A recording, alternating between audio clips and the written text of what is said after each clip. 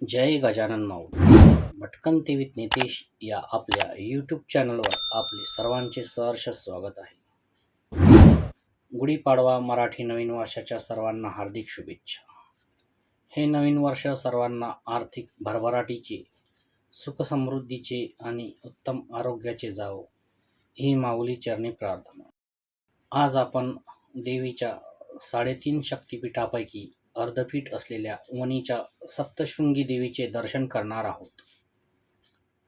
तर या व्हिडिओमध्ये आपण इथपर्यंत कसे पोचायचे, जो रोपवे बनवलेला आहे त्याचे तिकीट काय आहे, वेळ काय आहे, तसेच सप्तशृंगी मातेचे दर्शन झाल्यावर आपण कुठे फिरू शकतो, तसेच इथे राहण्याची आणि जेवण्याची कोणती सुविधा आहे याबद्दलची संपूर्ण माहिती मी या व्हिडिओमध्ये देत आहे. त्यासाठी पूर्ण व्हिडिओ पाहावा.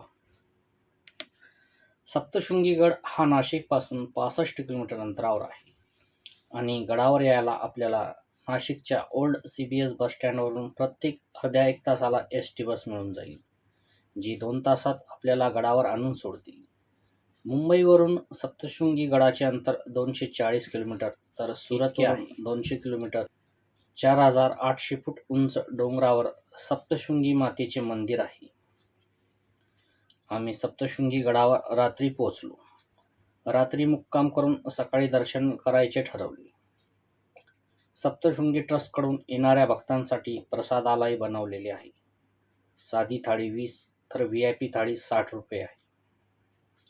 हे प्रसादालय सकाळी 8 वाजेपासून ते दुपारी 2:30 पर्यंत तर रात्री 6 ते 9 वाजेपर्यंत सुरू असते.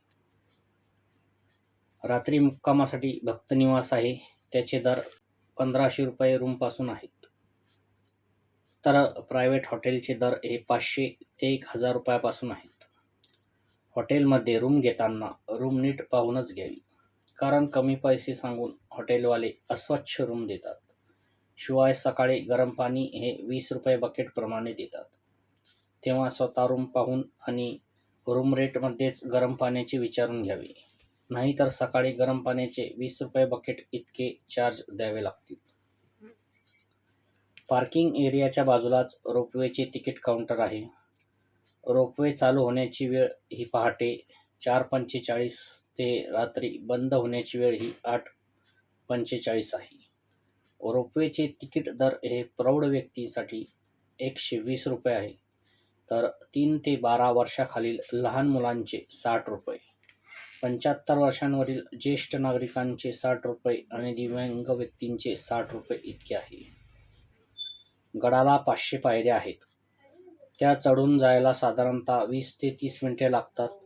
जर तुम्ही त्या चढू शकत नसाल तर रोपवेने अवघ्या 5 मिनिटातच तुम्ही गडावर जाऊ शकतात आणि माता सप्तशृंगीचे दर्शन घेऊन परत रोपवेनेच खाली येऊ शकतात.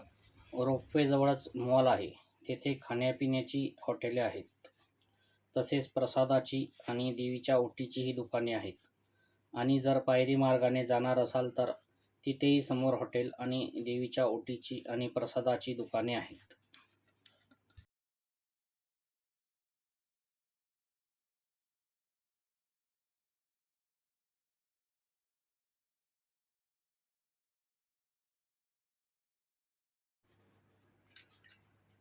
आता आपण शिवालय तलाव या पवित्र जागी आलो आहोत.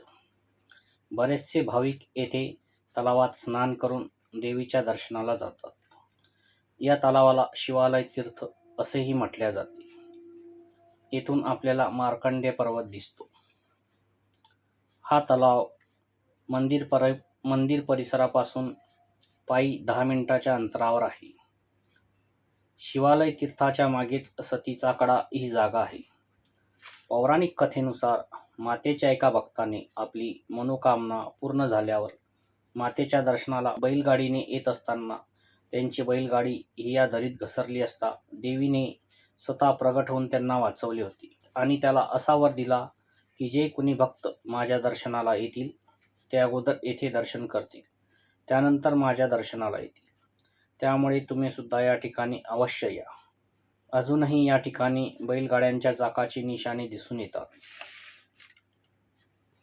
आता आपण जो मागे पर्वत पाहत आहात तो मार्कंडेय पर्वत आहे. या पर्वतावर मार्कंडेय ऋषी तपस्या करत असत, त्यामुळे याला मार्कंडेय पर्वत म्हणून ओळखले जाते.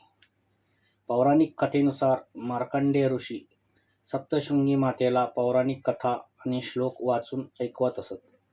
त्यामुळे असे मानले जाते की सप्तशृंगी मातेची मूर्ती थोडी झुकलेली आहे. पावसाळ्यात येथील डोंगर आणि निसर्ग हिरवागार झालेला असतो.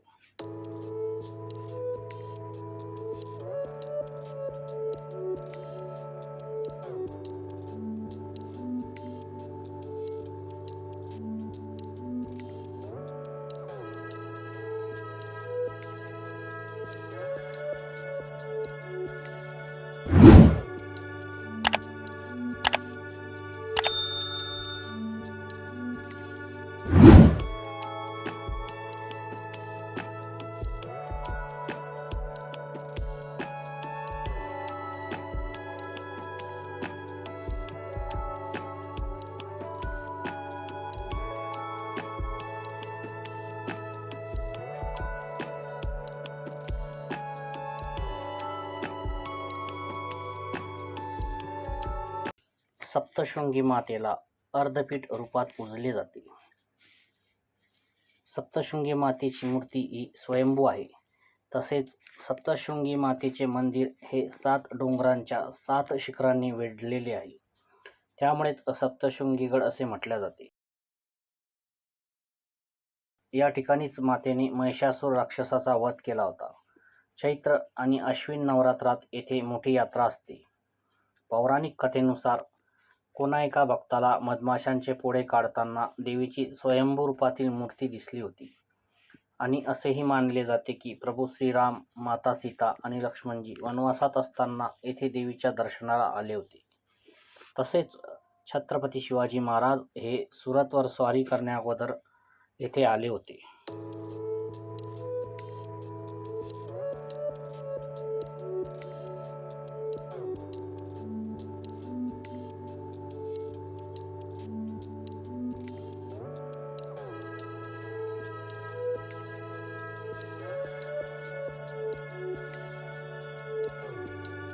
आम्ही पायरी मार्गाने देवीच्या दर्शनाला जायचे ठरवले.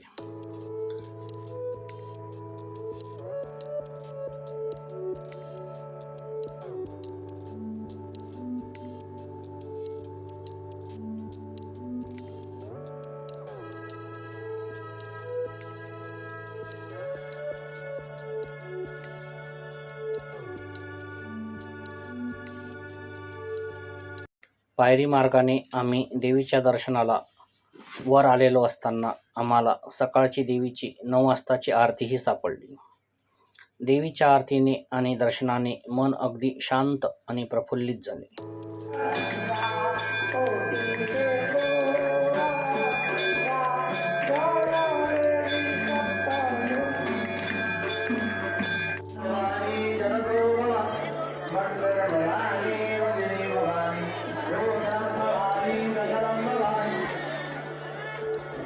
या मंदिराचे एक वैशिष्ट्य असे जाणवले की आपण रांगेत असताना अगदी सुरुवातीपासूनच आपल्याला देवीचे दर्शन होत असते आणि आपण रांगेतून जसजसे समोर सरकत पुढे जात असतो तसतसे रांगेतूनच आपल्याला निरंतर देवीचे दर्शन होत राहते आणि देवीचे जवळून दर्शन घेण्याची उत्कंठा आणखीन वाढत राहते.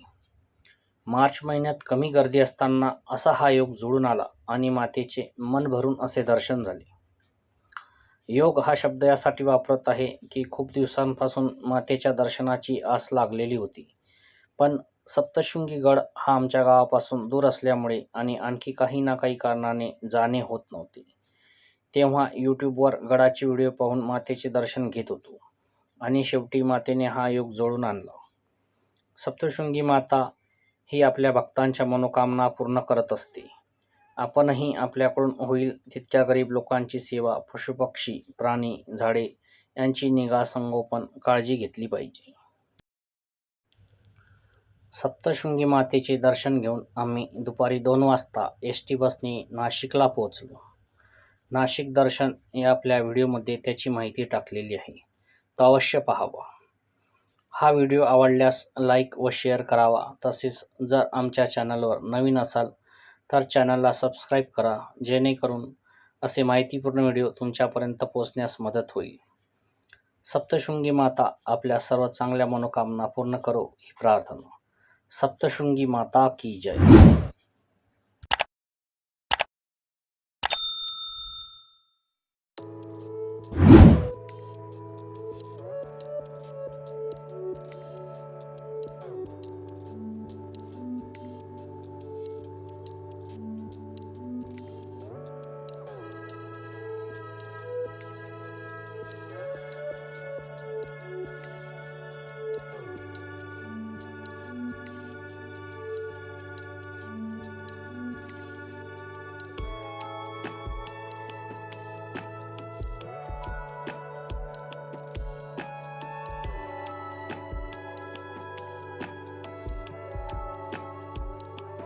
Mono.